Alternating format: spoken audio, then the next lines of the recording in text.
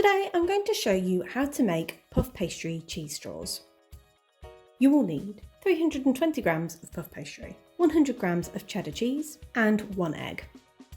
Firstly, you want to grate your cheese. Then roll out your pastry. I bought pre-rolled pastry, but you can roll out your own.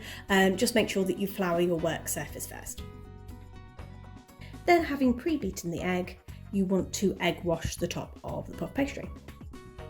Then sprinkle with your cheese, making sure that you cover as much as you possibly can, just spreading it out so then it's all not just clumped in one area.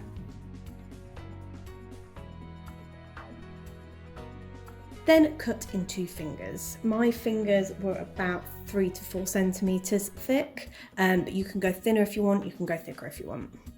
And then with the fingers, you want to roll it to create a twist.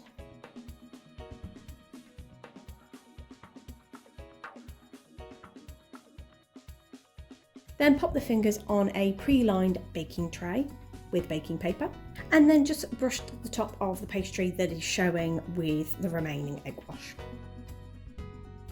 And then pop in a preheated oven at gas mark 6, 200 degrees centigrade or 180 fan assisted for 15 minutes.